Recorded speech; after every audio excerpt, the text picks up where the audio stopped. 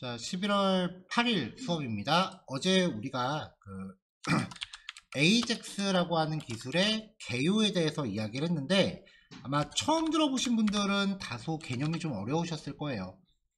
그런 개념에 대해서는 앞으로 천천히 알아가도 괜찮고요. 일단 AJAX를 정말로 직관적으로 가장 쉽게 표현을 하면은 자바스크립트를 사용해서 다른 파일 읽어오기예요. 근데 여기서 다른 파일을 제공하는 시스템을 우리가 백엔드라고 부른다. 이렇게만 정리하셔도 크게 벗어나질 않아요. 이걸 가능하기 위해서 이 안에 뭐 기술적으로 뭐 HTTP 통신이라든지 뭐 이런 통신 기술이 들어간다 뭐 이런 얘기는 나중에 해도 된다고요. 일단은 우리 코드부터 완성하자고요. 이거를 사용하기 위해서 우리가 자바스크립트 기술을 패치 혹은 엑시오스 등을 사용할 수 있다고 했죠. 근데 여기서 우리는 엑시오스를 채택을 한 거고, 그 다음에 문법적으로는 프로미스 그리고 async await 문법을 사용할 수 있어요. 예전에 우리 2개월차 수업에서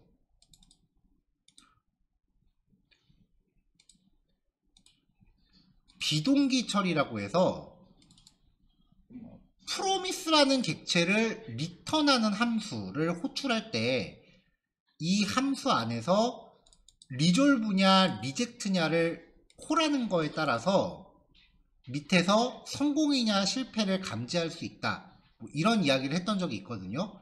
근데 이때 내용이 되게 어려웠던 이유가 그때는 우리가 이것도 직접 구현하고 밑에도 직접 구현하니까였어요. 엑시오스는 여기를 구현해서 준 라이브러리라고 보시면 돼요. 그때는 우리가 여기서 타이머를 가동시켰지만 지금은 여기서 통신 기술을 구현하고 있는 것 뿐이고, 통신 기술을 적용해서 다른 파일을 읽어오는데 성공했다면 리졸브가 실행되고 실패하면 리젝트가 실행이 되는 거예요. 그럼 우리는 이 안의 내용은 뭐가 됐는지 우리 관심사 바뀌고 어차피 오픈소스 라이브러리를 쓰는 거잖아요. 이 기능을 호출했을 때 여기서 성공했습니다 라고 이야기를 하면은 그냥 트라이가 무사히 끝나는 거고, 여기서 실패했습니다 라고 호출하면은 캐치로 넘어간다. 그렇게 정리를 해 놓으면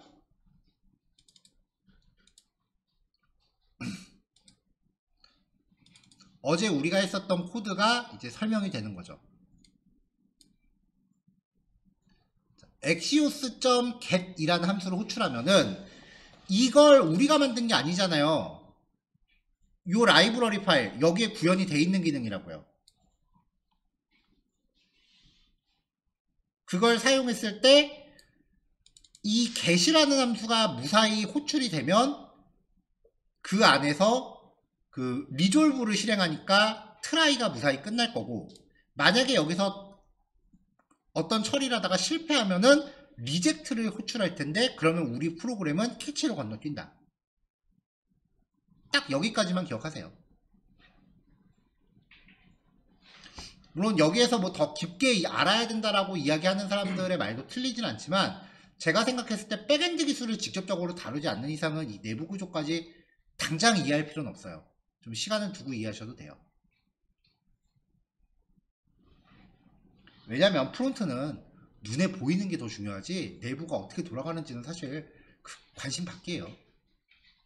백엔드 개발자들이 얼마나 고생을 해서 며칠 밤을 새서 여러분들한테 그 결과값을 주더라도 여러분들은 그냥 이거 한 줄 호출하면 돼. 그러면 이 호출에 대한 응답 결과, 우리가 리턴 받는 이 리스폰스라는 객체에 저장되는 정보를 만들기 위해서 백엔드 개발자들이 굉장히 많은 고생을 하겠지만 알아도 모른 척 하세요.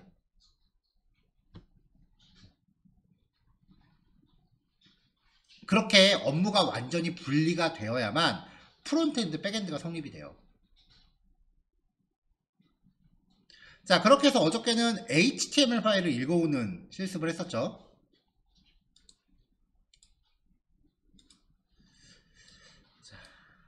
자, AJAX가 가동을 하려면 백엔드가 반드시 필요하기 때문에 어제 그 백엔드 폴더를 제가 하나 드렸었고요.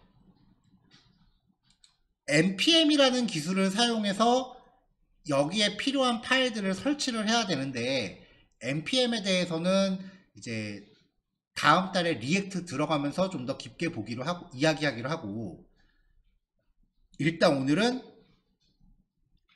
install.bat라는 파일을 더블 클릭하면은 알아서 설치가 될 거예요. 얘가 뭔가 쭉 설치를 하고 이렇게 없어질 거고, 그 다음에 run.bat라는 파일을 더블 클릭하면은 백엔드가 가동을 해요.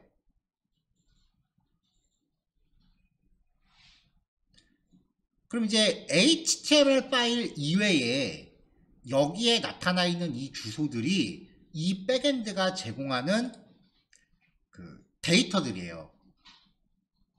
HTML을 읽어오면은 어제 우리가 했었던 거는 HTML 파일을 읽어오는 거였는데 HTML은 디자인과 내용이 같이 들어있잖아요.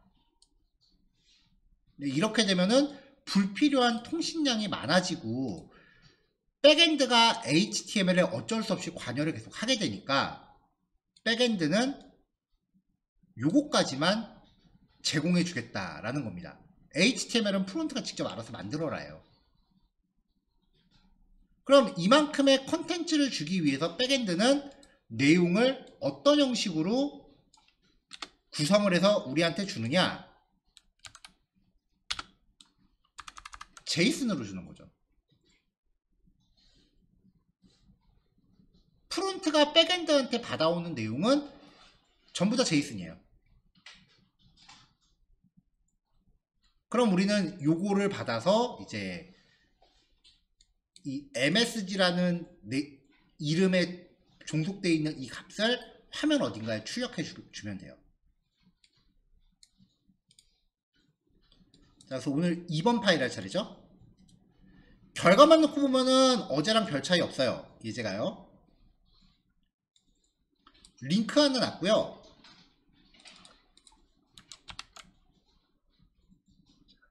네트워크로 들어가면 링크를 한번 클릭할 때마다 네트워크로 헬로라는 데이터를 받아와요.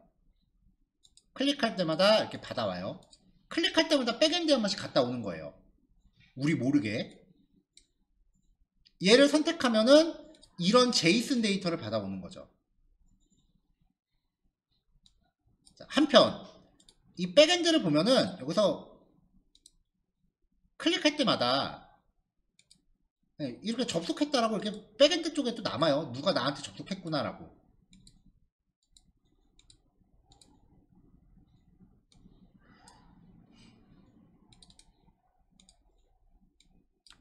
자, 그럼 코드를 봅시다. 일단 링크 하나 넣었죠.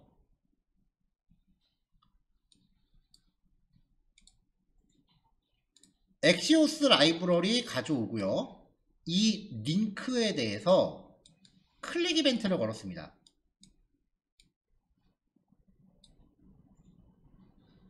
엑시오스, 즉 AJAX를 사용하려면은 프로미스 내지는 에이싱크 어웨이트 문법을 써야 되는데 그 중에 에이싱크는 함수 만들 때 명시하는 거예요. 마침 우리가 클릭 이벤트를 정의하면서 콜백 함수라는 거를 명시하잖아요. 그래서 다른 데 적지 말고 여기다가 에이싱크 적으시면 되고요. 링크 클릭하면 일단 첫 줄에 2.프리벤트 디폴트 그냥 가는 거라 그랬죠?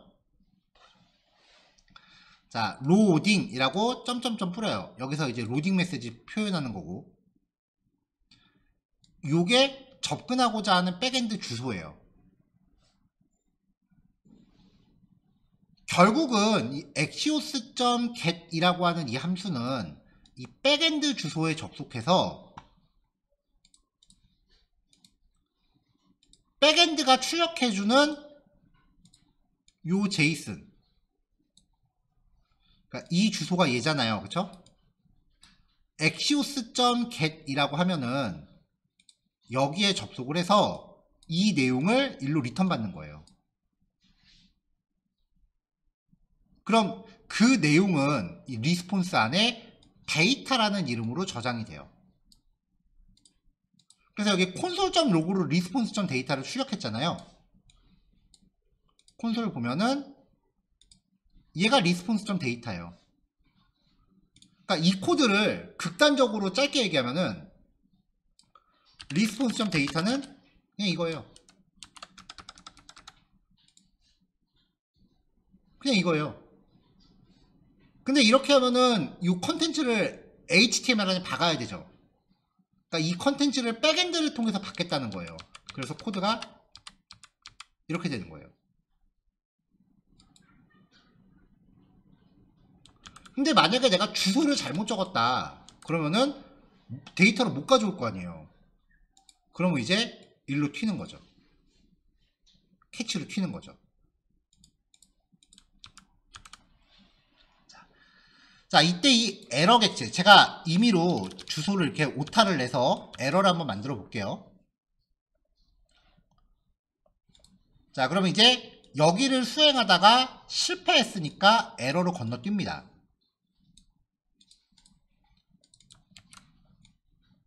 일단 콘솔.로그에서 에러 자체를 출력을 해볼게요. 자, 요게 지금 에러예요. 그러면 여기에 코드라고 하는 값이 들어있고요.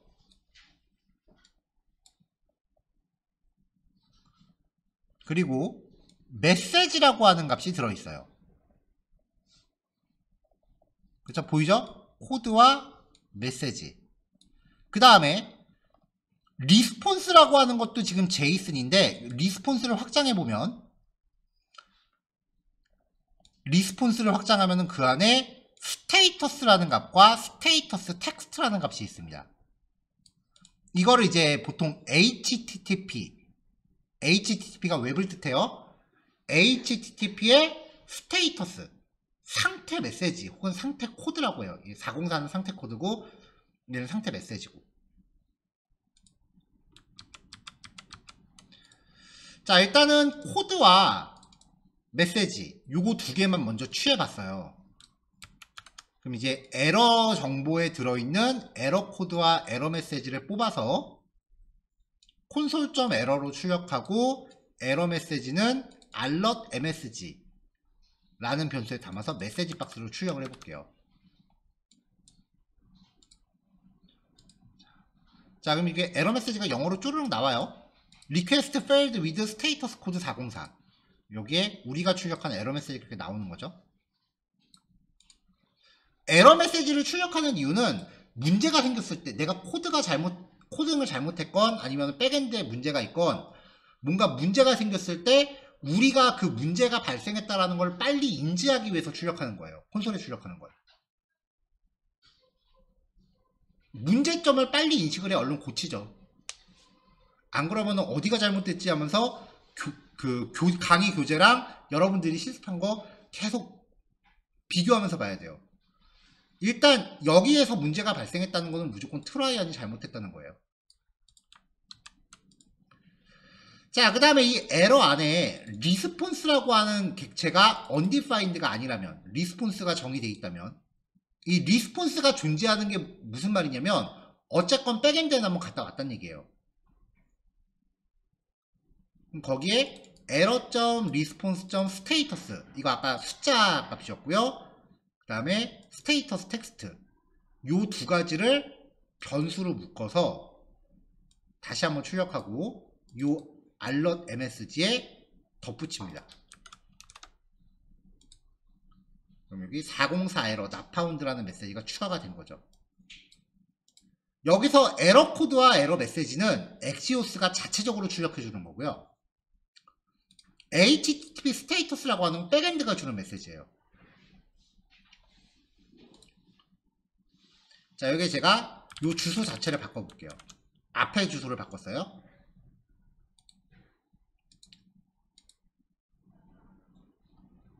네트워크 에러라고 하면서 에러 코드와 에러 메시지만 나오고 아까 보여드렸던 HTTP 스테이터스 메시지라는 건 안 나와요.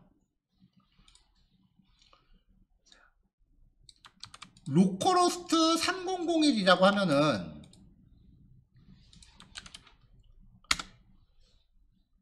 아무것도 안 나오긴 하지만 뭔가 접속은 돼요. 이거는 백엔드에는 간 거예요.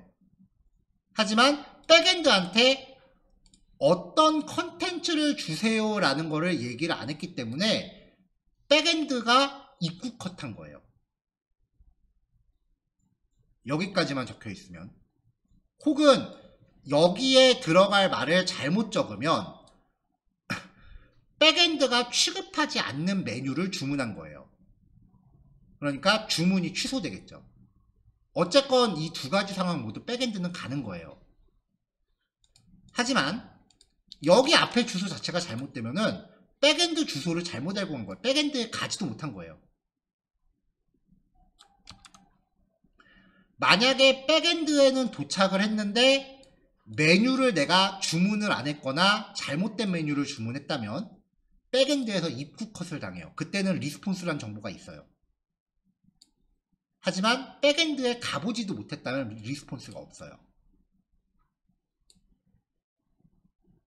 그러니까 여기에서 이제 에러 메시지가 출력되는 양상을 보고 밑에 있는 정보가 나오면은 백엔드가 잘못했을 수도 있겠구나 라고 생각을 하는 거고, 만약에 리스폰스가 없다 그럼 백엔드에 가보지도 못한 거잖아요. 그럼 100% 내가 코딩 잘못한 거예요. 이게 양쪽에서 연동을 하는 거니까 책임 소지가 꽤 커요.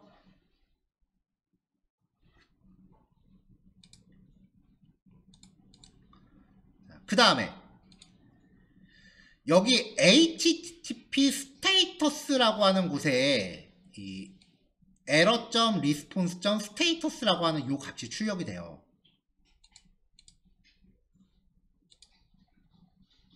자, 메뉴 이름을 잘못 적어 봅시다. 또 백엔드한테 가서 주문을 잘못하는 거죠. 자, 그럼 여기에 스테이터스 404라고 뜨죠. 404는 말 그대로 에러가 나파운드예요. 메뉴를 찾을 수 없습니다. 정확하게 페이지 나파운드입니다. 그때는 여기 주소 오타예요. 100% 내 오타야. 나는 오타 안 났는데 백엔드가 안 만들었을 수도 있긴 하지만 일단은 웬만하면 우리 오타라고 합시다. 그때는 이 주소가 잘못된 거니까 주소를 확인해야 돼요. 요 에러 메시지가 404면은 주소를 확인해야 돼요. 자, 이 상태 메시지가 200인 경우는 OK를 뜻해요. 성공. 이때는 캐치로 넘어가질 않아요. 트라이에서 끝나요. 404는 not found. 400은 bad request. 그러니까 잘못된 요청. 백엔드한테 진짜 이건 주문을 잘못한 경우고, 403이었나? 이게 아마 권한 없음일 거예요. 요약하면 400번대가 뜨는 경우는 내가 백엔드의 주소를 잘못 구성했을 가능성이 커요. 근데 500번대가 뜨는 경우가 있거든요. 이건 무조건 백엔드 잘못이에요. 이 에러 메시지가 500번대가 뜨는 경우가 있어요. 주로 500. 501, 502 뭐 몇 가지 세부 종류가 있긴 한데 어쨌건 500번대 에러가 뜨는 경우는 무조건 백엔드 잘못이에요.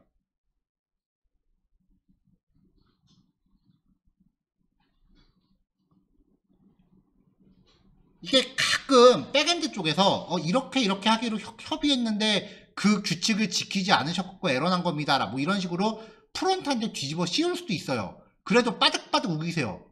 무조건 백엔드 잘못이에요. 그 상황에 대해서 예외 처리를 못한 거니까 무조건 걔 잘못이에요. 그 상황은 예외 처리를 해주셔야죠. 그리고 그냥 우기세요.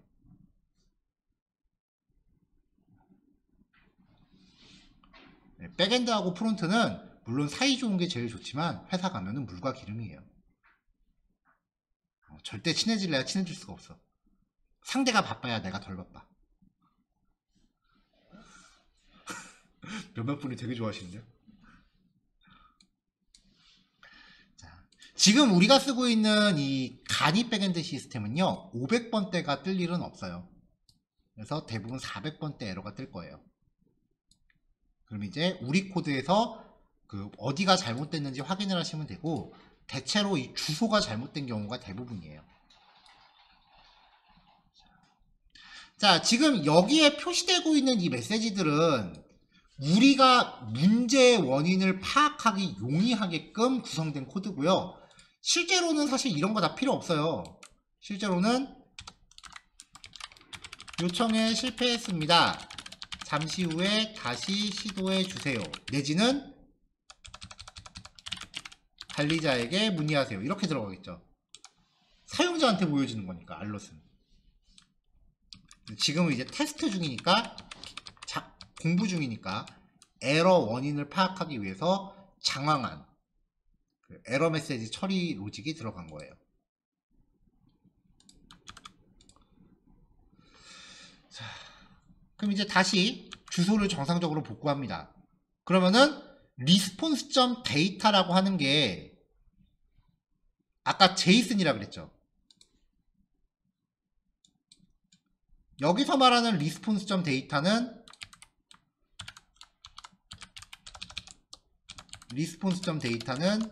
MSG라는 이름에 어쩌고저쩌고 값이 들어있는 거예요. 그럼 내가 요거를 출력하고 싶어. 그럼 자바스크립트에서는 response.data.msg가 되겠죠. JSON이니까 const k. 그럼 우리는 k.msg라고 해서 값을 출력했잖아요.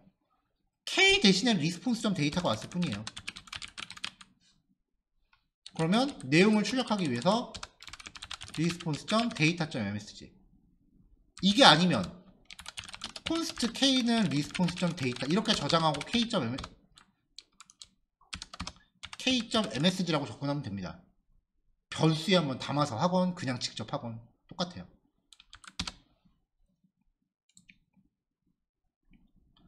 자, 그래서 이 try catch가 정상적으로 끝나면 finally에서 finish라고 하는 메시지를 한번 출력을 해요.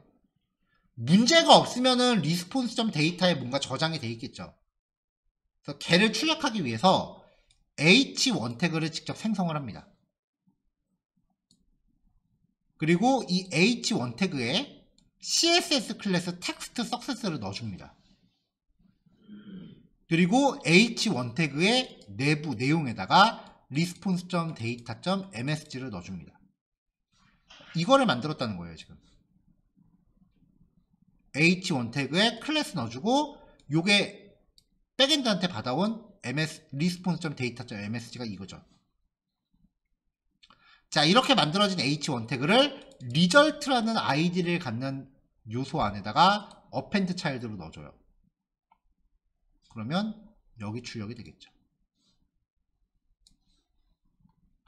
그러면 이제 백엔드한테 어떤 내용을 받아오는 거는 사실 앞으로는 요 코드만 그냥 잘 보관하고 있다가 주소만 바꾸면 돼요. 앞으로는.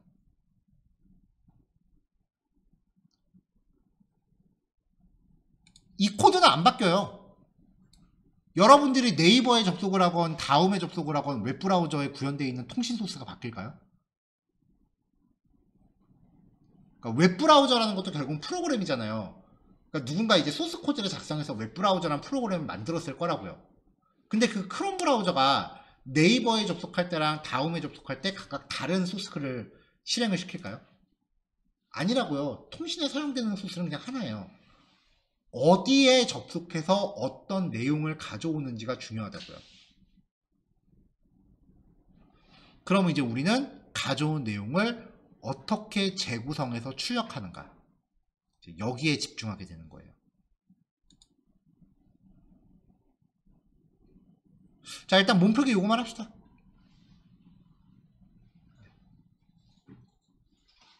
자, 8시에 시작하기는 시간이 조금 여유 있을 것 같으니까 5분만 땡겨서 55분에 시작할게요. 자, 이제 조금 본격적으로 해봅시다. 자, 지금 제가 열고 있는 요 제이슨 파일이 지금 백엔드를 구성하는 데이터 의미하는데요. 요 제이슨의 첫 번째 키값이 그 백엔드 주소에서 일종의 폴더 역할을 한다고 보시면 돼요. 그래서 http localhost 3001번 한 다음에 디팔트먼트라고 입력을 하면 요 디팔트먼트에 속해 있는 이 제이슨이 한꺼번에 다 튀어나오는 거죠. 근데 지금 전체적으로 이 디팔트먼트는 헬로 같은 경우는 단독 제이슨이었는데 디팔트먼트는 배열로 돼 있잖아요. 이렇게 배열로 돼 있을 때 모든 백엔드가 그렇다는 건 아닌데 지금 우리가 쓰고 있는 얘는요. 보면 id라는 값 있죠. 요 id에 적용되어 있는 값을 슬래시에서 전달하면은 주소가 지금 이렇게 들어갔어요. 이렇게요. 이렇게 전달하면은 그 id에 해당하는 하나만 보여줘요. 101, 102, 201, 202 이렇게요.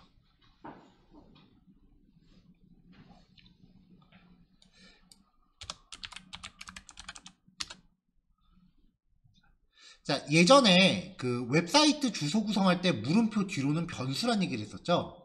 그거랑 약간 비슷한 맥락이에요. 자, 그러면 디팔트먼트라고 하는 백엔드 주소에 접속하면서 여기만 계속 바꿔치기를 하면 여기만 101번, 102번, 201번, 202번 이렇게 바꿔치기를 하면은 구조가 똑같은 제이슨인데 내용만 다른 애들이 계속 들어온다는 거예요.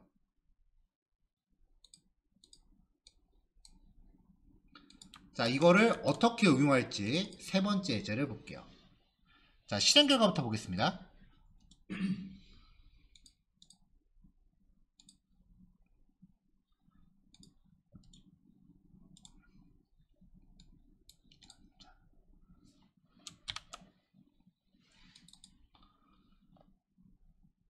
자, 이렇게 링크 4개를 넣었어요.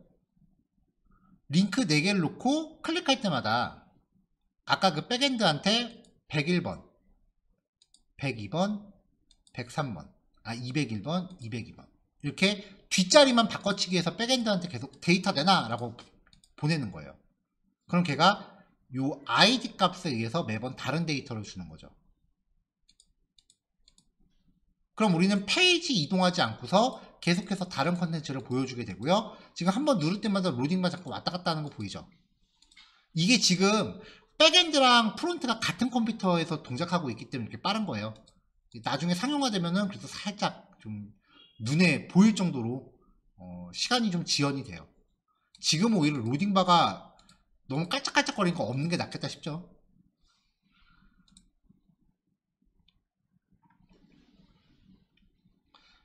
자, CSS는요. 일단 코드를 좀 다 날리고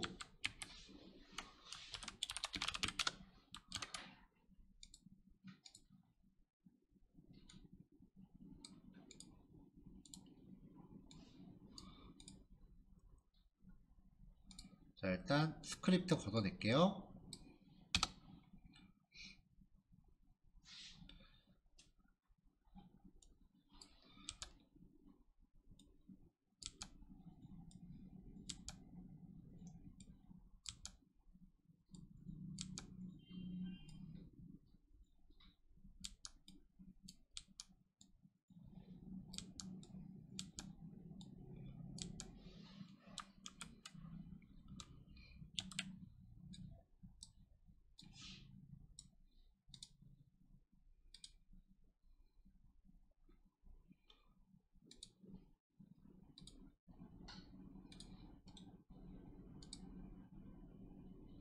자, 일단 이렇게 기본적인 HTML을 구성을 했어요.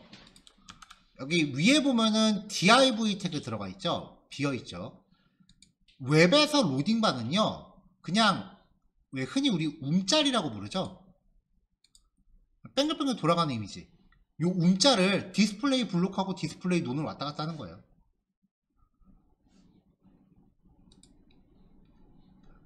자, 요런 이미지는 뭐 전문 디자이너가 그려줘도 좋지만 인터넷에서 로딩 이미지라고 검색하면은 어렵지 않게 구할 수 있어요. 저도 여기서 그냥 하나 다운받아 온 거예요. 자, 저런 이미지를 요 div에다가 일단 요 div 태그의 사이즈를 가로 100, 세로 100, 여기 100x100 div가 생겼겠죠? 거기다가 배경 이미지로 로딩 이미지를 걸어요. img 태그로 넣어도 돼요. 반복 없이 가운데 커버로 가운데 이미지 든 거죠. 얘를 이제 포지션 앱솔루트를 주고 레프트 50, 탑 50. 그러면은 화면 중앙의 왼쪽 상단 꼭지점이 맞는다 그랬죠. 살짝 밑으로 쳐졌잖아요. 그 상태에서 트랜스폼, 트랜슬레이트의 마이너스 50%, 마이너스 50%. 이거랑 똑같은 게 마진으로 마이너스 50픽셀, 마이너스 50픽셀 이렇게 주셔도 돼요. 사이즈가 고정되어 있으니까. 다른 방법으로는 트랜슬레이트로 마이너스 50% 가운데로 오죠. 그러니까 요거를 공식으로 두세요. 사이즈 주고 뭐 사이즈는 필요 없고요. 포지션 앱솔루트에 레프트 탑 50% 트랜스폼으로 트랜슬레이트 마이너스 50%. 그럼 화면 중앙에 와요. 로딩 바니까 다른 애들보다 앞에 떠 있어야 되잖아요. 그래서 Z 인덱스를 겁나 크게 줘요. 그리고 디스플레이 논으로 숨겨요. 화면이 안 보일 뿐이지 가운데서 뺑글뺑글 돌고 있는 거예요, 지금. 자, 그 다음에 이제 로딩에다가 액티브라는 클래스가 들어가면 디스플레이를 블록으로 바꿔요. 그리고 여기에 클래스에 액티브라고 들어가면은 이렇게 들어가는 거고, 클래스가 빠지면 사라지겠죠. 로딩바 만드는 건 별로 안 어렵죠. 자, 그 다음에 여기 DT 태그로 제목을 넣었어요. DT, DD가 제목과 내용으로 나눠지는 목록 정의의 일종이라고 했어요. DL 태그가 있고 제목과 내용이에요. 자, DT 태그는 글자 굵게 마진 상하 10, 좌우 0, 폰트 사이즈 20. DT의 비포는 시작 태그 직후라고 했습니다. 거기다가 동글뱅이 넣고요. 앞에 동글뱅이 하나씩 들어가죠. 너무 붙어있는 것 같으니까 패딩 라이트 5픽셀 살짝 떨어지죠. DD 여기에 내용이 들어간다고 쳐서 요 내용에 대해서 폰트 웨이트 노멀 마진 보톤 30 밑으로 30 띄고 보더 레프트 5픽셀 그 다음에 패딩 레프트 15픽셀 글자 크기. 자, 그럼 그 내용 지우고요. 여기에 내용은 이따가 백엔드한테 받아온 내용을 넣어줄 거예요.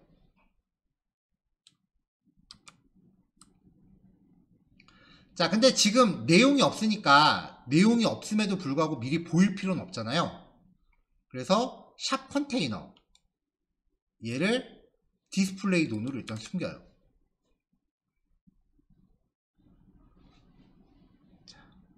자, 그 다음에 링크를 보면은 우리가 백엔드한테 이제 접속할 때 로컬호스트 3001의 디파트먼트에 슬래시 101이라고 하면 101번 학과 데이터가 떨어지고요. 102라고 하면은 102번 학과 데이터가 떨어진다고 했죠. 그러니까 뒤에 붙어있는 요 값만 바꿔치기를 해주면 되기 때문에 요 뒤에 붙어있는 숫자 값을 링크에다 숨겨놔요. 데이터 dptn 해서요. 얘는 데이터셋이라는 이름으로 우리가 자바스크립트에서 가져올 수가 있었어요. 자, 준비 다 됐네요.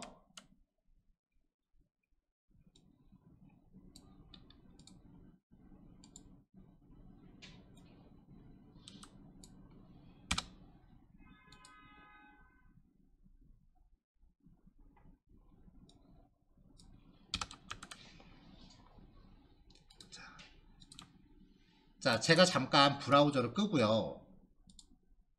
다시 켰어요. 네이버로 접속한 다음에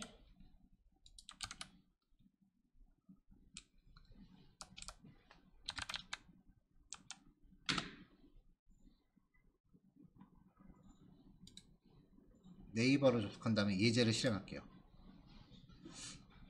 이렇게 하면 안 되는데 다시 네이버로 접속하고 예제로 다이렉트 접속을 할게요.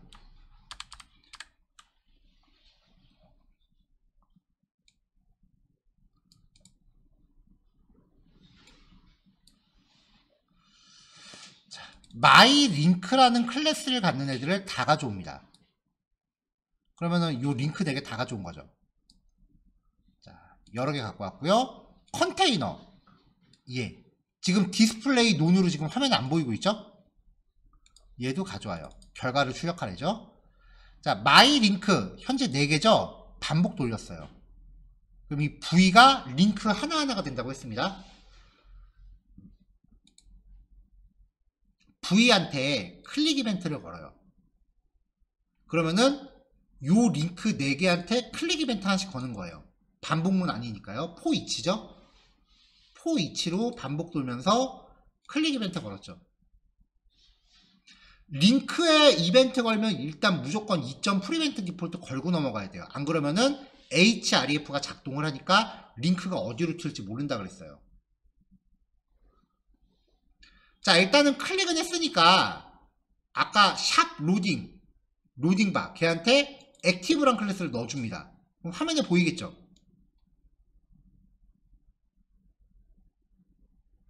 자, 요만큼 잘라내면은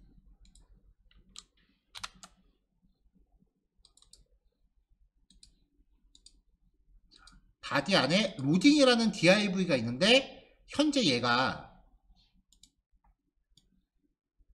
CSS 디스플레이 속성이 논이기 때문에 화면에 안 보여요. 근데 클릭을 하면은 요 로딩 div한테 액티브라는 클래스를 넣어줬기 때문에 지금 이게 구체성 단위 점수가 더 크죠? 얘는 특수성 1, 1, 0, 100점, 10점, 0점. 아이디랑 클래스니까 얘는 아이디 하나니까 100점. 그러니까 위에 게 점수가 더 높으니까 아래쪽에 있는 디스플레이 노는 취소성 같고요. 위쪽에 있는 디스플레이 블록이 먹는 거죠. 그러니까 화면에 나오는 거죠.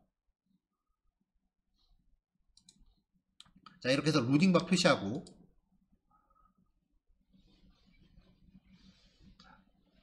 링크에 숨겨진 데이터 DPT 해놓은 값을 가져와요. 2점 커런트 타겟이 클릭된 자기 자신이잖아요. 그 자신의 데이터 속성들 중에 dptno라는 값을 가져옵니다. 그러면 여기에 있는 요 값을 가져오는 거죠. 클릭된 항목에서. 컴퓨터공학과를 클릭했다고 칩시다. 그럼 100일일 거예요. dptno가 100일일 거예요. 그쵸? 자, 결과를 저장할 변수 준비하고요. await가 걸렸다라는 거는 이 코드가 포함되어 있는 함수에 async가 붙었다는 거예요. 요 코드가 포함되어 있는 가장 가까운 함수에 async가 붙었다는 거예요.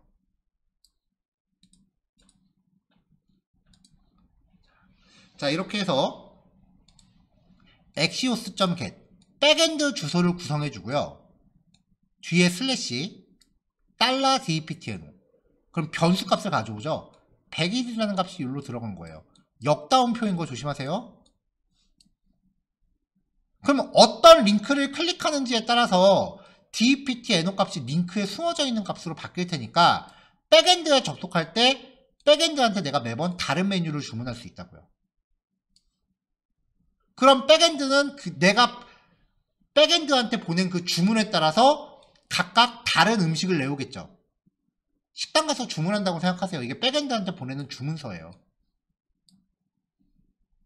그럼 여기에 response.data가 백엔드가 주는 JSON이 됩니다. 콘솔.log로 출력을 해봤어요. 에러 났을 때 에러 처리는 앞에 이제 그냥 그대로 복사해서 왔어요. 자, 이렇게 해놓으면은 콘솔에서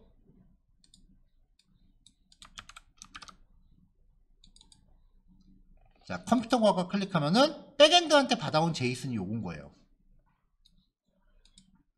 그 다음에 클릭하면 요거. 그 다음에 클릭하면 요거. 같은 구조인데 id, dname, log이라는 변수는 다 똑같이 있는데 담겨있는 내용만 달라요. 그럼 우리는 백엔드가 주는 데이터가 JSON 구조가 똑같을 거다라는 걸 믿고 response.data.dname과 response.data.log을 어디인가 출력시켜 주면은 JSON은 계속 내용을 바꿔서 주니까 출력 내용이 바뀐다는 거예요. 자, 이거를 위해서 자, response.data에 요거 3개 정보가 있으니까 이거를 구조분해로 받았어요. 자, .id의 inner html에다가 id 넣어주고 .dname 여기 위에 보시면은 출력된 위치에 클래스를 이렇게 넣어놨거든요. 여기에다 각각 이렇게 출력을 해준 다음에 숨겨져 있던 애를 디스플레이 블록으로 바꿉니다. 별거 아니에요. 백엔드한테 내가 주소를 계속 주면은 그 주소에 맞는 제이슨을 줘요. 근데 이 제이슨의 구조가 계속 엇비슷할 거예요. 상황에 그러면은 우리는 백엔드한테 오는 이 제이슨 구조가 똑같다라는 걸 믿고 그냥 얘를 출력하는 코드만 짜면 링크에 따라서 다른 내용을 담고 있는 제이슨이 온다. 그럼 우리는 id와 dname과 log이라는 변수 요거를 어딘가에 출력하게끔만 해놓으면은 내용이 바뀌면 화면도 같이 바뀌게 되는 거죠. 자, 제가 지금 이렇게 테스트를 하면서 여러 번 클릭했죠. 그렇죠? 근데 이거 클릭하는 동안 페이지가 이동을 했나요, 실제로? 안 했죠. 페이지는 계속 한 페이지였어요. 그러니까 뒤로 가게 하면 맨 처음에 열었던 네이버로 돌아갑니다. 이게 맞는 경우도 있고 안 맞는 경우도 있어요. 그래서 상황에 따라서 이게 페이지가 진짜 넘어가는 것과 같은 느낌을 사용자한테 줘야 한다면 이제 우리가 전에 배웠었던 히스토리 API를 쓰는 거죠. response.data 이게 백엔드한테 받아온 내용이죠. json.stringify라고 하는 함수는요, JSON 데이터를 문자열로 바꿔요.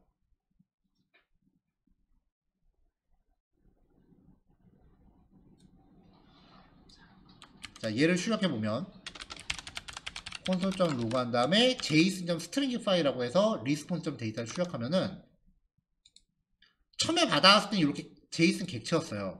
이걸 문자열로 바꾸니까 그냥 싹 문자열로 바뀌는 거예요.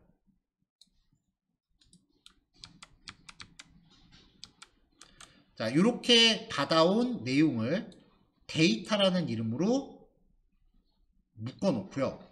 그 다음에 URL을 만들어요. 03의 dpt 아이템의 axios.html 여기 axios는 빠졌네요. 유니코드 때 이거 조심하세요. 그리고 물음표 dpt enum은 한 다음에 변수 값을 박아줘요. 그리고 요 dpt는 매번 바뀌는 값이잖아요. history.push라고 하면은 브라우저에 표시되는 주소를 얘가 가상으로 막 바꿔버립니다.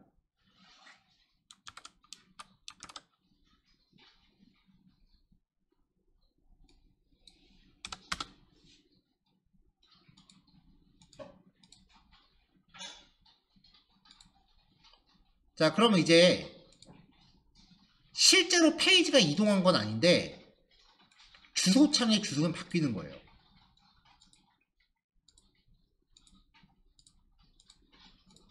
그러니까 뒤로 가기 버튼은 주소가 바뀐 이력이 쌓여요. 뒤로 가게 하면은 주소는 전 페이지로 돌아가는 게 보이는데 화면은 안 바뀌어요. 그래서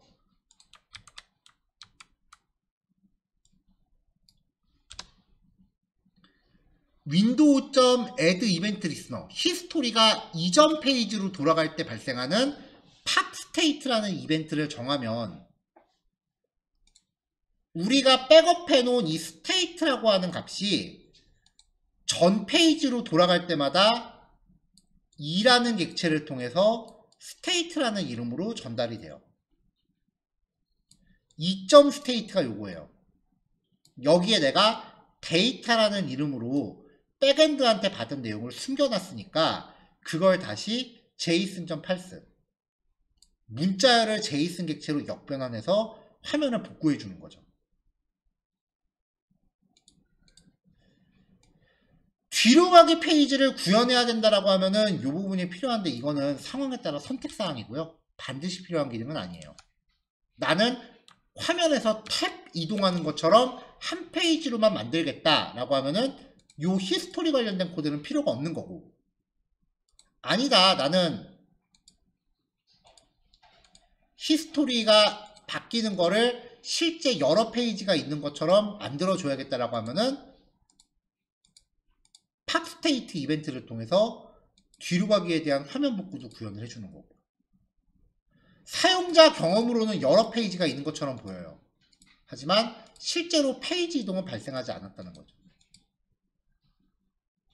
이런 스타일의 페이지 구현을 싱글 페이지 어플리케이션이라고 해요. 통칭 SPA라고 하고요.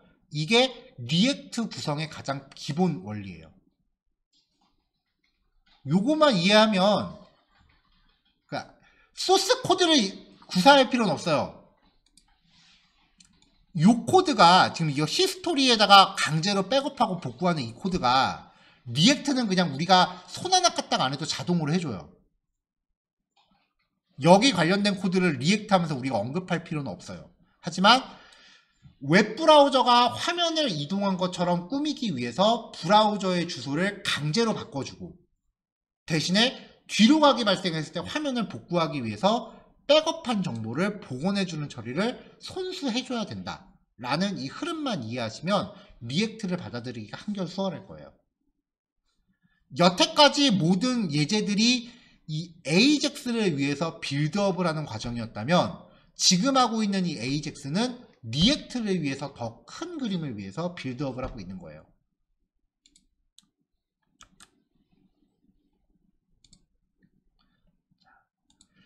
자, 이렇게 해서 백엔드한테 데이터를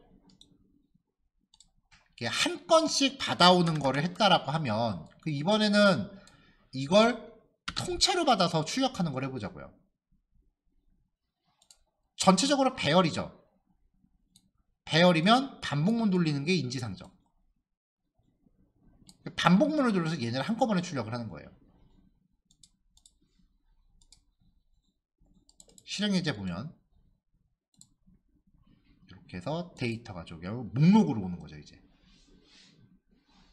그럼 이제 아까 우리가 안녕하세요 AJAX 그 AJAX 때 버튼 누를 때마다 텍스트가 늘어났죠. 그럼 얘도 버튼 누를 때마다 텍스트가 늘어나겠네요. 그럼 우리는 이거를 평소에 더보기라는 그 버튼으로 접해요. 이 과정을. 처리 원리는 똑같아요.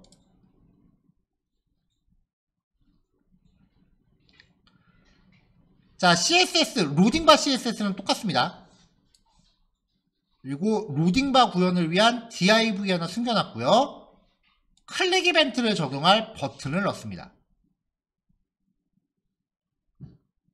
그럼 얘를 눌렀을 때 아까 JSON 배열을 받아올 거니까 목록을 출력해야 돼요. 목록 출력을 위해서 빈 테이블을 하나 구성했어요. div라는 순간 우리는 CSS를 엄청 많이 넣어야 되기 때문에 그냥 제일 단순한 테이블로 했어요. 자, 표 제목 영역과 표 내용 영역. 그럼 이제 요 내용 영역 안에다가 tr 단위로 구성을 해주면 되겠죠. t 바디 안에 tr 안에 td가 들어가죠.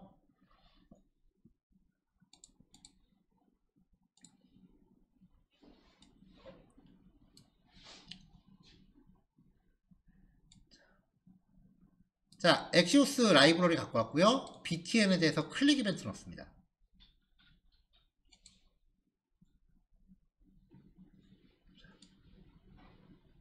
화면에 로딩바 출력했고요.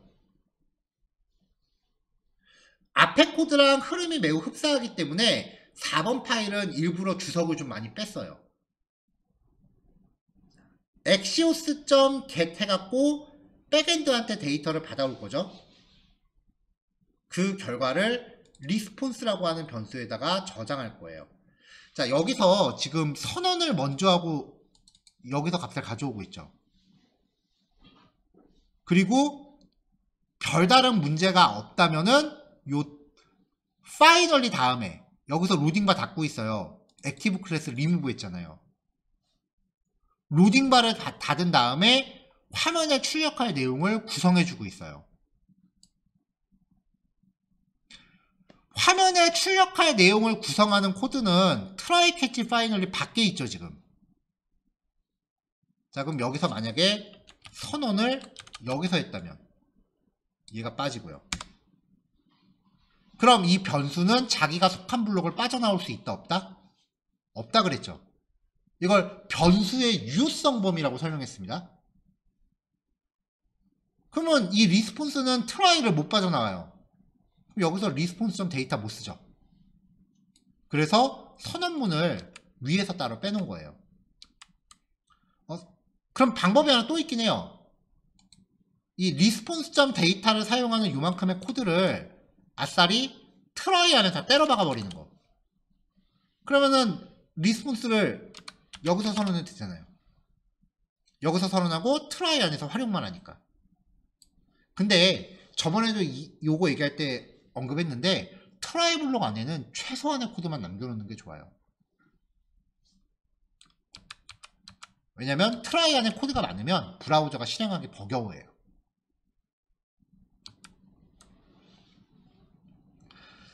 자, 어쨌건 백엔드한테 데이터 받아오는 코드 바뀐 거 있나요?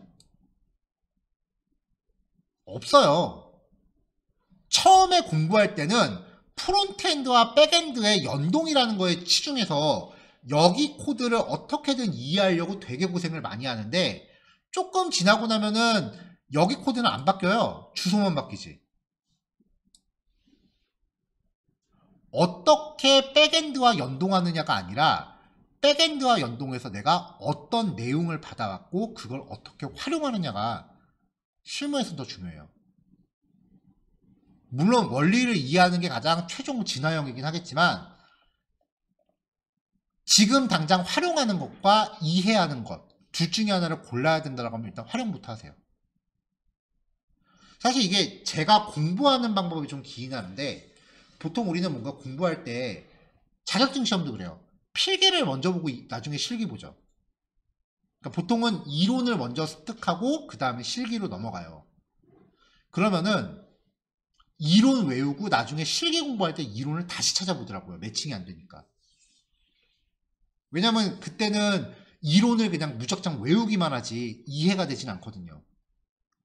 근데 저는 공부할 때 무조건 실기부터 해요. 맨 땅에 헤딩하면서 코드 어떻게든 뺏겨보고 이거 에러가 안 나게끔 하려고 최대한 노력하고 저만의 코드 패턴을 만들어내요. 그 다음에 이론을 봐요. 그러면 그때는 이전에 맨 땅에 헤딩하면서 익혔던 실기 내용이 기억이 나더라고요. 그럼 그때야 비로소 아 그때 그게 이거였구나. 이렇게 정리가 돼요. 여러분들한테 그 이론은 리액트가 될 거예요. 아니면은 좀 더 그 이론을 잘 이해하려면은 백엔드를 공부하시는 게 가장 좋긴 한데 굳이? 자, 여기 보면 이제 tbody 태그에 listbody라는 아이디가 있죠. 그 tbody를 자바스크립트로 갖고 왔어요. listbody. 그리고 response.data 이게 백엔드한테 받아온 내용이에요. 이거라고요. 이게 response.data라고요. 배열이니까 반복 돌리는 게 인지상정. 그러면 요 V는 배열의 원소 하나가 됩니다. 배열 원소는 요거죠. 요거 하나하나가 V예요. 반복 돌 때마다 얘가 V가 돼요. 그럼 이거를 출력하기 위한 HTML 구조를 만들어줘야 돼요. 이제부터 보세요. AJAX가 더 어려운지 HTML 태그 만들어주는 게 더 귀찮은지. tr 태그를 하나 만듭니다. tr에 들어갈 td도 만듭니다.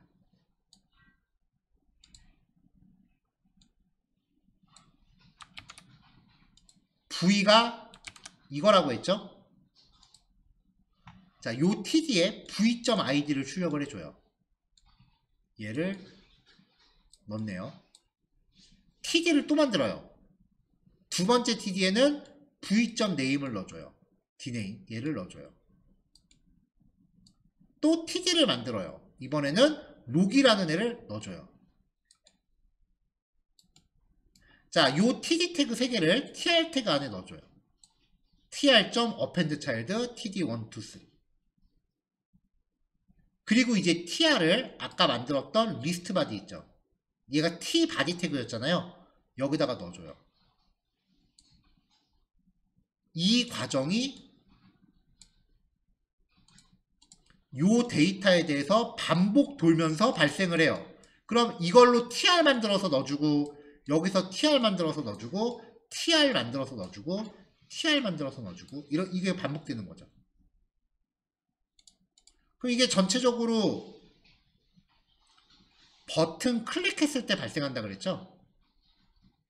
그러니까 버튼 누를 때마다 이제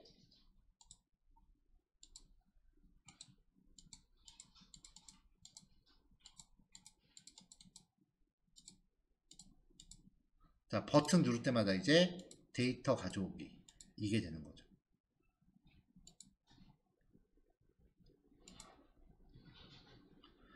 자, 여기서도 버튼 누를 때마다 이렇게 데이터를 마치 뒤로 가기처럼 해주고 싶다면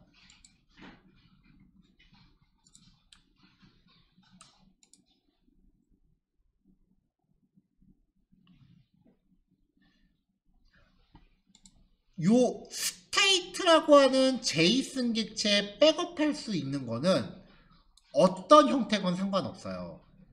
리스트 바디.inner html을 스테이트에다가 저장하래요.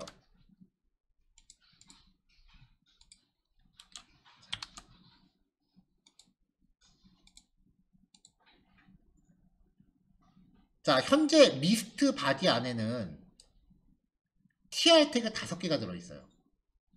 버튼을 누르면 현재 요 tr 5개를 스테이트에 저장해 넣는 거예요. 그리고 컨텐츠 가져오는 거죠. 버튼 또 누르면 이번에 리스트 바디 안에 있는 거 요만큼을 또 스테이트에 저장을 해요. 그리고 컨텐츠가 늘어나겠죠. 그 다음에 버튼 누르면 이번에 이만큼을 HTML 코드를 저장하는 거예요. 리스트 바디 안에 있는 inner HTML을 HTML이라는 이름으로 스테이트에 저장을 해요. 얘를 푸시 스테이트에다 백업을 합니다. 주소 구성해주고요. 그러면 나중에 뒤로 가기 했을 때 이게 지금 화면을 갱신하기 전에 현재 그 테이블 태그 자체라고요. 얘를 출력을 해보면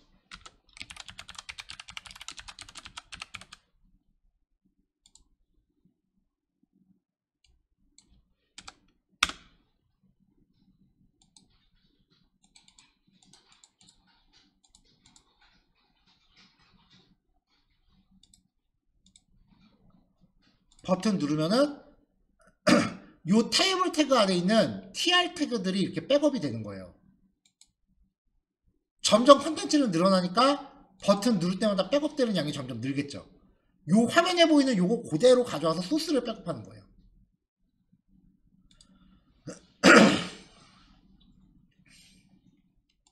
자, 그래서 이제 뒤로 가기 버튼 누르면은 팝 스테이트 이벤트에서 아까 백업했었던 tr 태그 소스 이게 2.state로 오겠죠.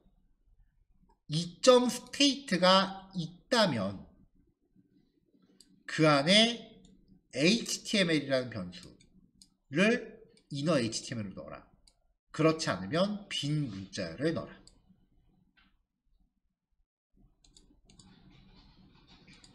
이렇게 하면은 뒤로 가기 페이지까지 구현된 더보기 컨텐츠가 완성이 돼요.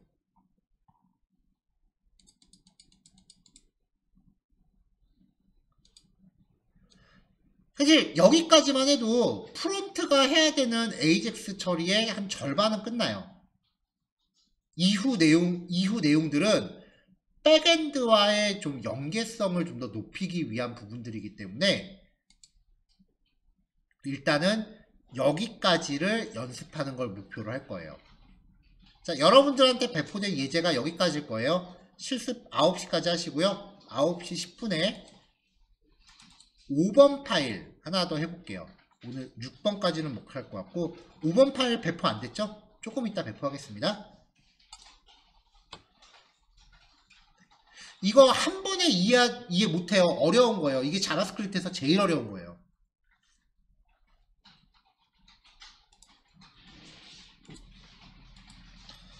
자, 넘어갈게요.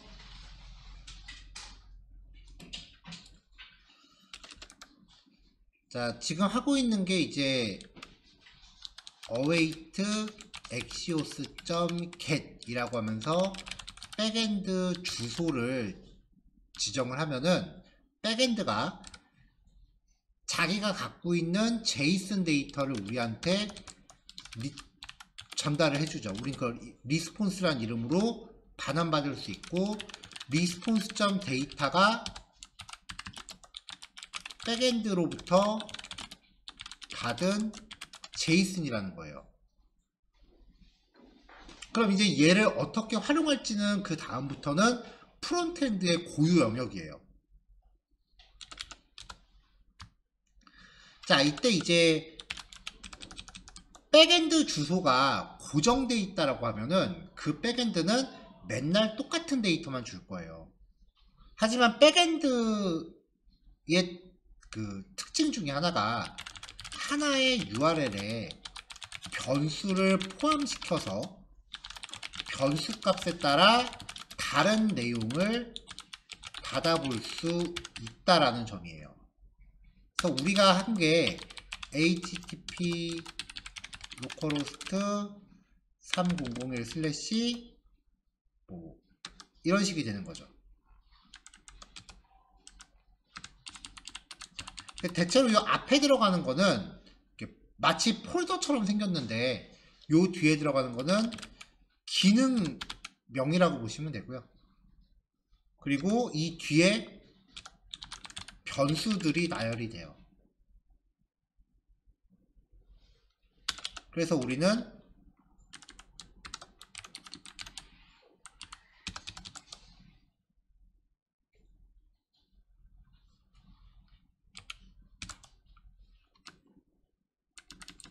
여기 이제 기능 이름으로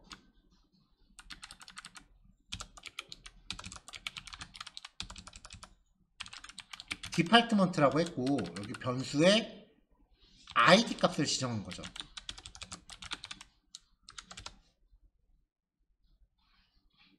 여기서 이 id 값은 아까 그 가상의 데이터에서 각각의 학과에 부여되는 학과 고유 번호 값이에요. 대체로 이 변수 값들은 그 데이터를 식별할 수 있는 고유 번호인 경우가 많아요. 자, 근데 백엔드에 변수를 전달하는 방법이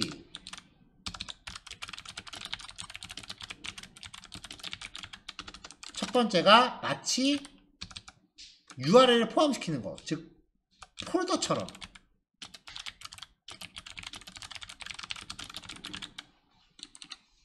요걸 이제 패스 파라미터라고 해요.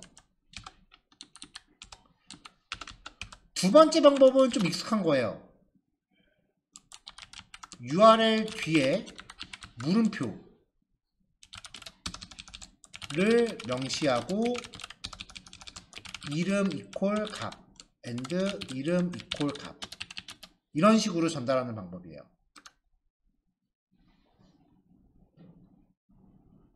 둘 중에 어떤 방법을 쓰는지는 우리가 정하지를 못해요. 이거는 백엔드 만든 사람 마음이에요.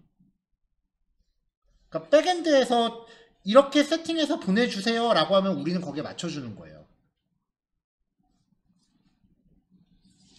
그래서 여러분들이 이제 백엔드하고 같이 이렇게 데이터를 주고받는 작업을 하게 되면은 백엔드 쪽에서 문서를 하나 줄 거예요.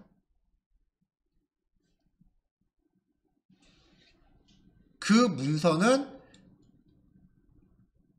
만약에 제가 백엔드 개발자라면 내가 만든 백엔드는 이런 주소인데 이 백엔드에 어떤 기능들이 있고 각각의 기능별로 어떤 변수들을 요구합니다. 변수는 이렇게 보내든지 이렇게 보내든지 뭐 어떤 방법으로 보내셔야 합니다. 이런 거를 정리한 매뉴얼을 줄 거예요. 그 매뉴얼을 보고 코딩한 다음 코딩을 해야 돼요. 안 그러면은 백엔드가 반드시 있어야만 코딩이 가능하다라고 하면은 백엔드가 작업 끝날 때까지 우리는 손 놓고 있어야 돼요. 그래서 이렇게 서로 사전에 문서 파일 같은 거 작성해서 사전에 약속을 하고 둘이 같이 작업을 해요. 연동 같은 거는 없이. 그리고 양쪽에서 코딩이 끝나면은 이제 연동을 실제로 시켜보면서 테스트를 하는 거죠.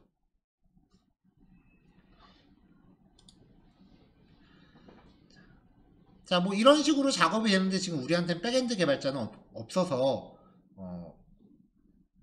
되게 단순한 형태의 샘플 데이터만 접해 볼 수밖에 없는데 그래도 실무에서 접할 만한 좀 복잡한 형태의 데이터도 연습을 해볼 필요는 있어요. 대부분의 포털 사이트들은요, 자기네가 갖고 있는 데이터를 이제 프론트엔드들이 연동할 수 있게끔 이렇게 URL을 공개를 해요. 그런 것들을 이제 오픈 API라고 해요. 포털뿐만 아니라 여기저기서 오픈 API를 되게 많이 제공을 합니다. 그래서 오늘 소개해드릴 오픈 API는요, 요거 같이 하세요. 구글에서 영화진흥위원회 API라고 검색을 해보세요. 영화진흥위원회 오픈 API라는 게 검색이 될 거예요.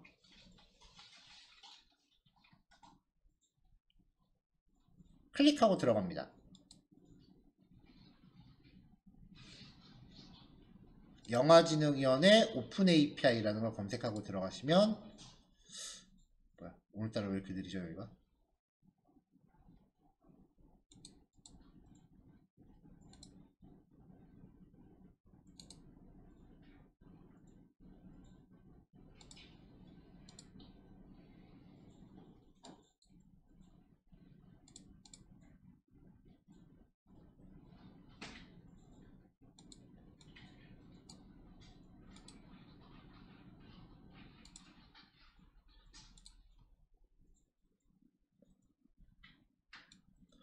이 사이트 오늘따라 되게 느리네요. 와, 가는 날에 장날이라고 오늘 사이트 뻗은 거야?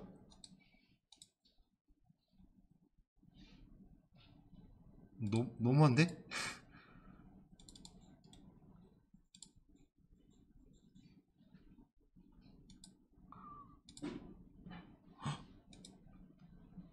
얘네 진짜 뻗었는데요?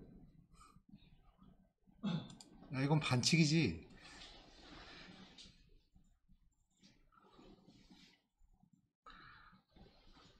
아, 거참. 난감하네.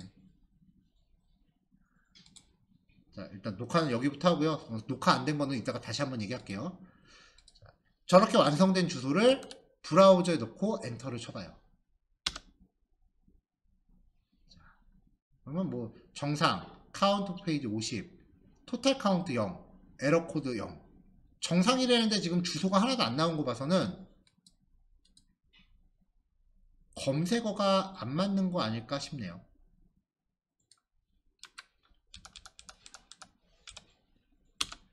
네, 메가스터디라고 하니까 쭉 나오네요.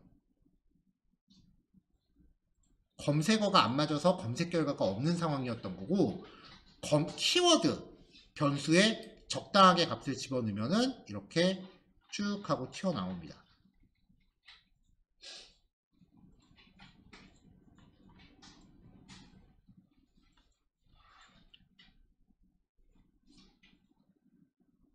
자, 근데 이렇게 제이슨을 브라우저로 봤을 때 저처럼 이렇게 이쁘장하게 안 나오실 거예요. 아마 여러분들은 이렇게 나올 거예요. 이렇게 어디 볼 테면 봐봐 이런 식으로 나오겠죠. 크롬 브라우저의 그 웹스토어, 우리 CSS 할 때 한번 프로그램 깔아봤었죠. 크롬 웹스토어라고 검색하고 들어가시면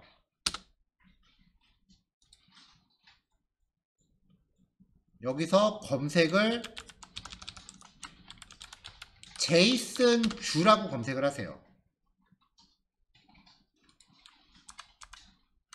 제이슨 뷰. 저는 이미 깔려 있어요. 이상한 중국어 써 있는 애 말고요. 추천 딱지 붙은 애. 얘를 설치하세요. 설치하는 방법은 클릭하고 들어가면 오른쪽에 그 설치 버튼이 보이죠? 저는 이미 설치가 돼 있으니까 삭제 버튼 나온 거고요. 이걸 설치하고 나서 아까 그 제이슨 페이지를 새로 고침하시면 못생긴 애가 이쁘게 나올 거예요. 이렇게 해서 내가 접근하고자 하는 백엔드가 어떤 형식으로 컨텐츠를 나한테 주는지를 먼저 확인하고 여기에 맞춰서 코딩을 해야 돼요.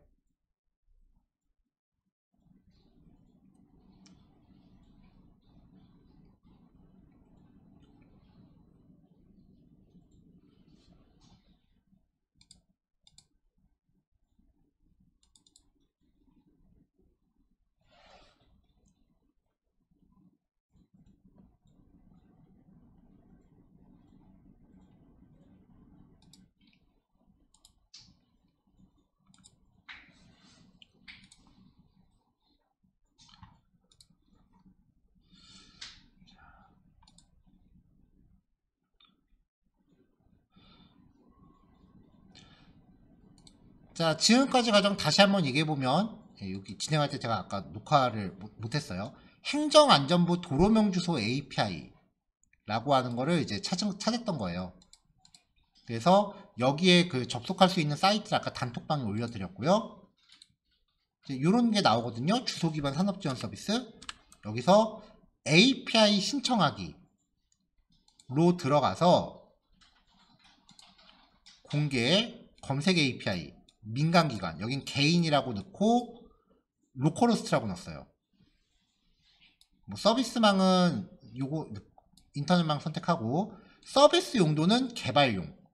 이거는 그냥 아무나 테스트 목적으로 이제 API를 쓸 수 있는 건데, 대신에 기간 제한이 좀 있었죠. 그래서 요걸로 이제 개발이 다 되고 나면은 나중에 이걸 운영으로 바꿔서 다시 신청을 해야 되는데, 그때는 아마 본인 인증 과정 같은 게 좀 있을 거예요. 이게 일종의 공공 데이터인데 이걸 아무한테나 막 퍼줄 수는 없으니까요. 자, 이렇게 하고 이제 신청을 눌렀었고요. 매뉴얼을 보기 위해서 검색 API 메뉴로 들어갔던 거죠. 여기서 이제 API 정보, 요청 변수, 출력 결과 보기.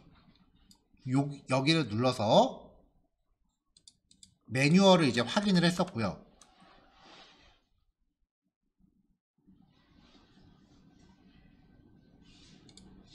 제이슨 P라고 하는 거는 되게 옛날 방식이니까 얘는 일단 묻어 두시고, 포스트하고 get의 차이에 대해서는 빠르면 내일, 원래 계획했던 거는 금요일날 설명하기로 했던 거니까 일단 얘는 무시. 여기서 우리는 제이슨 형식을 받을 건데, 이 요청 URL이라고 되어 있는 게 백엔드 주소예요, 다. 그러니까 이게 우리가 접속해야 되는 백엔드라고요. 그리고 밑에 요청 변수라고 되어 있는 것들 중에 뭐 필수 아닌 것까지 일일이 줄 필요는 없고, 일단 필수의 항목들은 꼭 체크한 다음에 어떤 식의 값을 줘야 되는지 고려해서 물음표 뒤에 인터넷 주소 뒤에 물음표 찍고 이름 이퀄 값 and 이름 이퀄 값 이런 식으로 주소를 구성하면 된다고 했어요. 미필수 변수 중에서도 이건 내가 좀 써야 될 것 같은데 싶은 게 있으면은 변수 세팅 같이 하시면 되고, 여기서는 결과 형식을 제이슨이라는 걸로 받기 위해서 리절트 타입 변수도 좋습니다.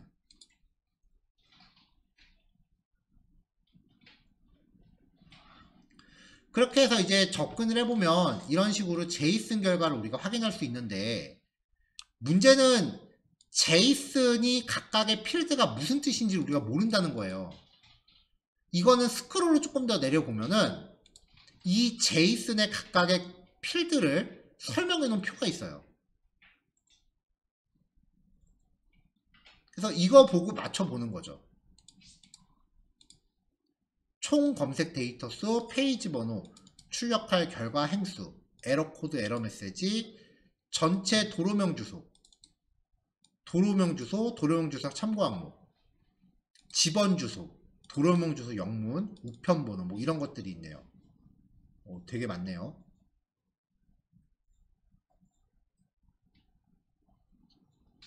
자, 그럼 일단 보통은 이렇게 들어갔을 때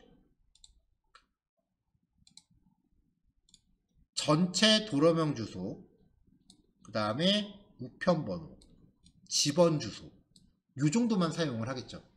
우리가 일반적으로 서비스 쓸 때 보면은. 그래서 그 정보들이 맞는지 제이슨에서 확인을 해봐요.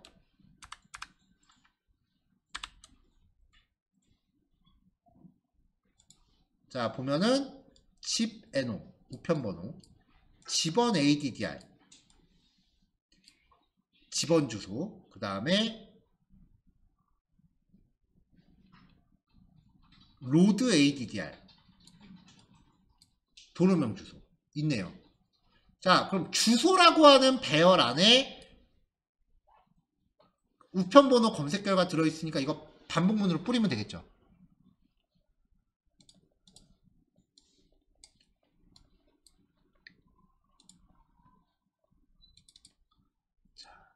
자, 급조하는 예제니까 일단 제가 쭉 만드는 과정 보여드리고 그 다음에 이 코드 이미지로 변환해서 5번 파일로 다시 드릴게요. 오늘 5번, 6번은 내일 하는 걸로 합시다. 영화진흥위원회가 갑자기 접속이 안 되네요. 05 우편번호 검색.html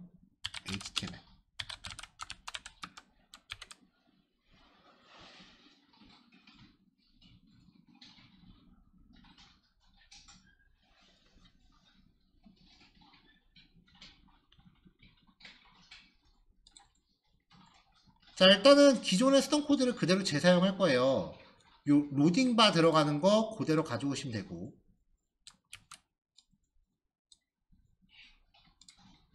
자, 로딩바 들어간 CSS 그대로 가져왔고요. 그럼 이제 화면에 로딩바 div도 있어야겠죠? 바디 태그 안에 로딩바 div 있어야 됐고, 제목 하나 넣어놓을게요. 여기 이제 우편번호 검색이라고 줍시다. 버튼도 그대로 넣을게요. 데이터 가져오기.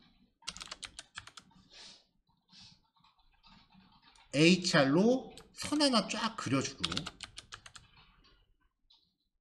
테이블도 그대로 넣을게요. 결과를 그냥 최대한 맞추고 있어요. 첫 번째 칸은 우편번호, 두 번째는 도로명 주소, 세 번째는 집원 주소. 이렇게 하면 되겠죠? 엑시오스 가져올게요. 자, 요 예제에서는 뭐 히스토리에다 집어넣고 그런 걸 안 하겠습니다. 버튼 클릭 이벤트 겁시다.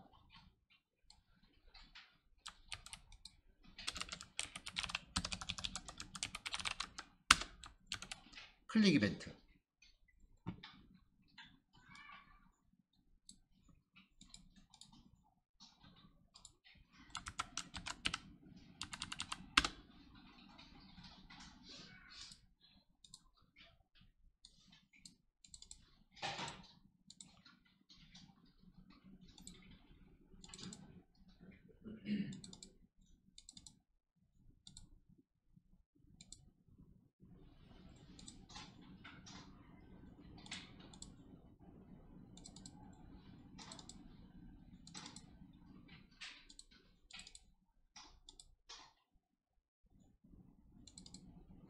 자, 버튼이 눌러지면 일단 로딩바 보여줘야죠.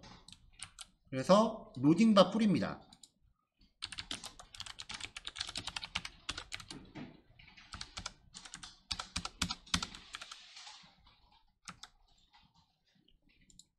그 다음에 이제 아까처럼 검색 결과를 저장할 빈 변수를 준비해요. AJAX 응답 결과를 저장할 변수인 거죠.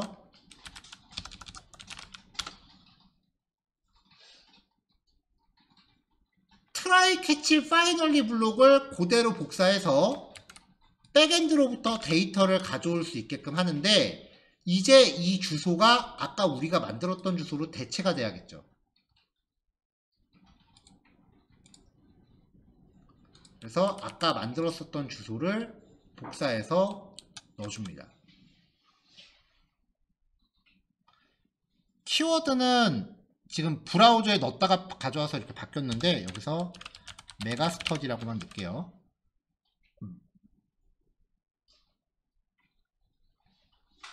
자, 구성됐죠?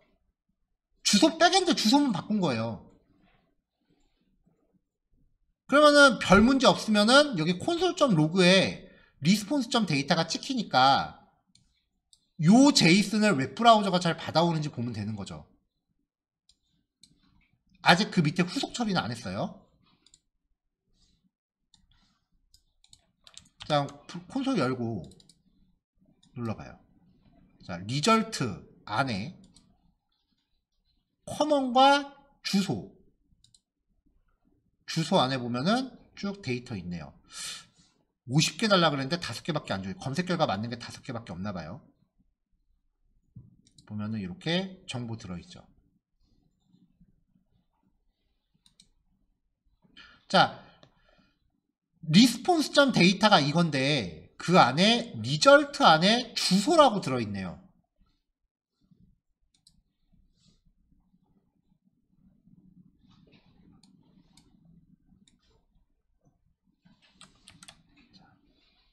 자, 그럼 이제 우리는 리스트 바디를 가져오고 response.data, 아까 예제는 제이슨 자체가 배열이었어요. 근데 얘는 response.data라고 해서 접근하니까 일단은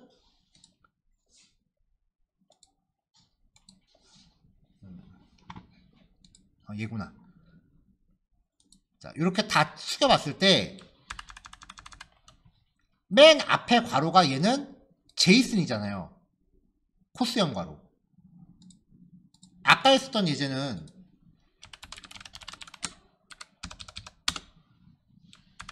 맨 앞에 있는 괄호가 대괄호예요. 배열. 그러니까 response.data가 배열이었으니까 그냥 다짜고짜 반복 돌린 건데, 얘는 response.data가 제이슨이니까 그 안에 있는 result 안에 있는 커먼과 주소 둘 중에 하나 골라야 되는데, 배열이 나올 때까지 찾으시면 돼요. 배열이 나올 때까지. 그럼 result 안에 커먼이 아니라 주소로 가야죠. 우리한테 필요한 정보 이 안에 있으니까. response.data. result 안에 주소 .포이치 v하고 i.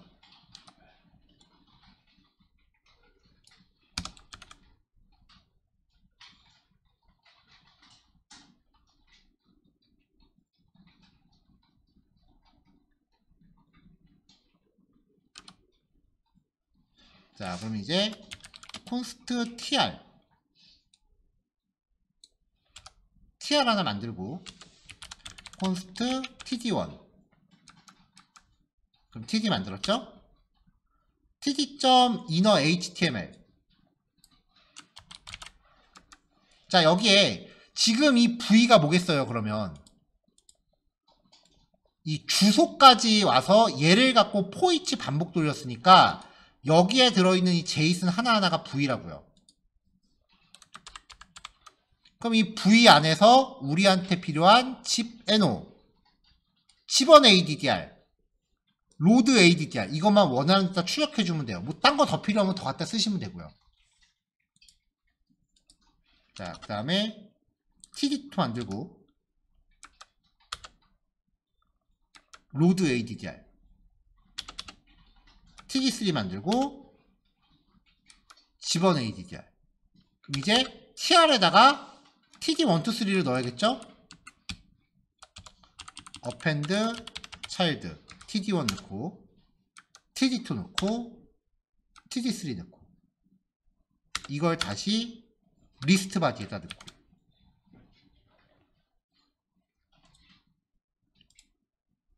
자 이렇게 하면 이제 버튼 눌렀을 때 우편번호 검색 결과를 받아옵니다. 여기에 하나를 더 넣어보자고요. 지금은 버튼 누르면 무조건 메가스터디 가져오잖아요. 메가스터디를 가져온다는 게 여기에 근거한 거죠.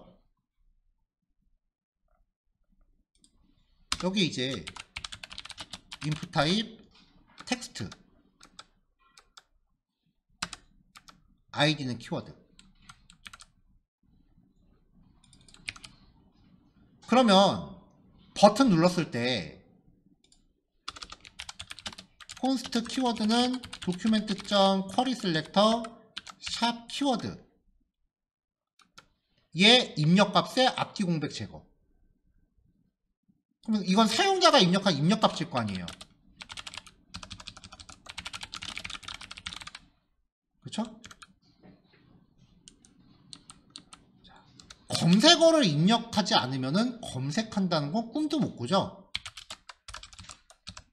if 키워드가 없다면 검색어를 입력하세요 라고 해서 포커스 주고 처리 중단. 검색어가 있다면 역다운표로 감싸고요. 역다운표 여기 메가스터디 대신에 이제 검색어를 넣어줍니다. 그럼 이제 고정적으로 메가스터디를 가져오는 건 아니겠죠?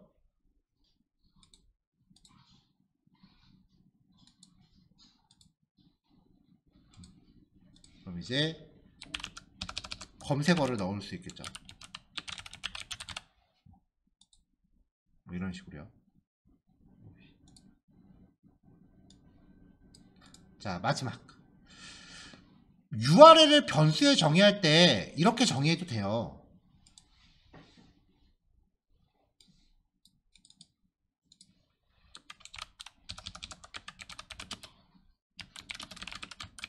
근데 엑시오스는 이 변수들을 좀 더 깔끔하게 정리하는 방법을 제공을 해줘요.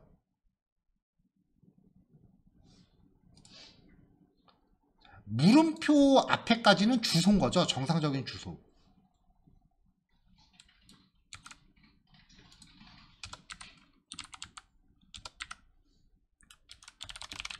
자, 물음표 뒷부분은 따로 복사해 놨어요. 자, 요게 정상적인 주소예요.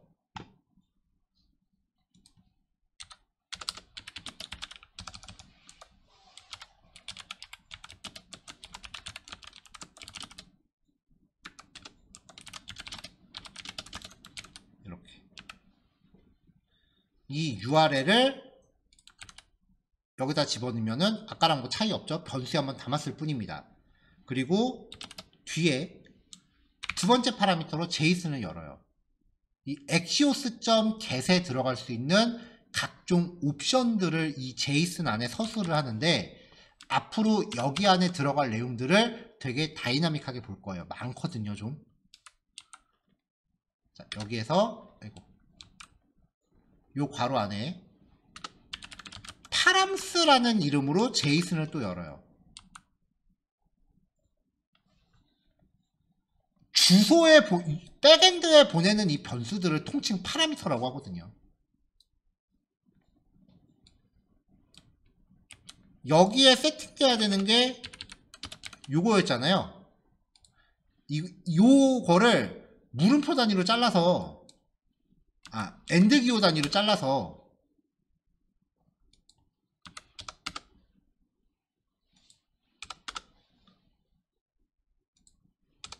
그럼 이렇게 되죠. 엔드 기호 단위로 자르면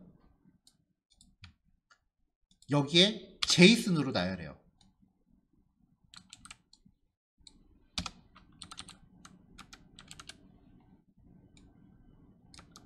JSON은 콜론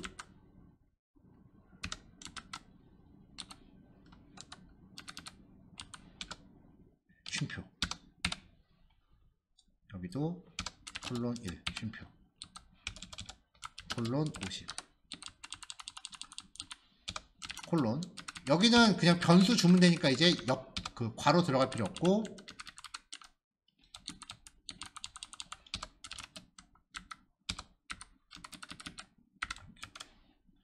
앞에 붙어 있는 키워드는 그 제이슨의 키고요. 뒤에 있는 키워드는 여기 변수 이름이에요.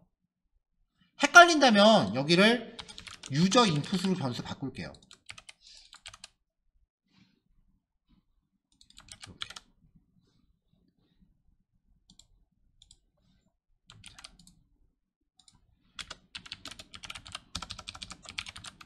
이름 이퀄 값 and 이름 이퀄 값, 이런 형식의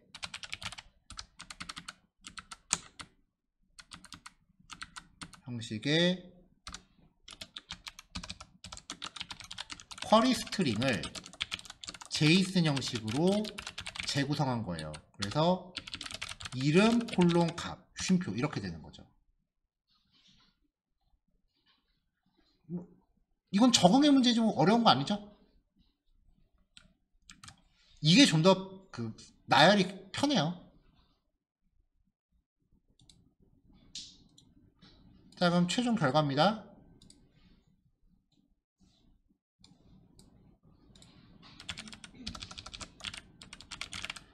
검색하면은 이제 국기원 데이터, 국기원에 관련된 주소 나오고요.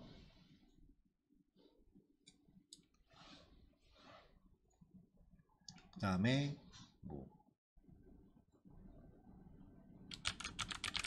검색하면은 이제 강남역이라고 들어가 있는 데이터들 쭉 나오고,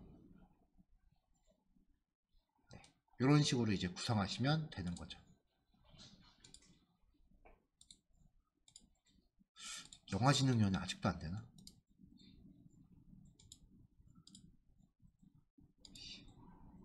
제가 아까 한 5시 반쯤에 테스트했을 때 문제 없었거든요. 내일은 문제 없길 바라죠. 자, 이 파일 제가 변환해서 다시 올릴게요.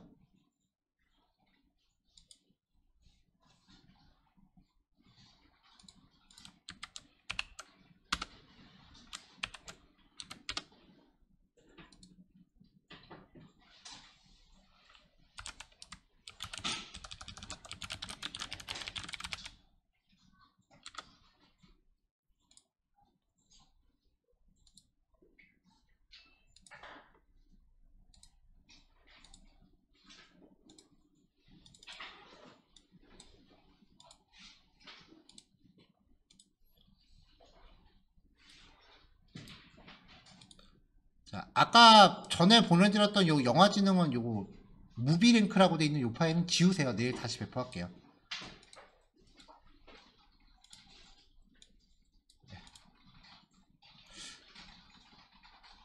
네, 실습하실 시간이 1도 없네요.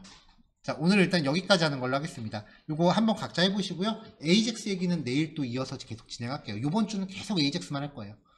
자, 마칠게요. 수고하셨습니다.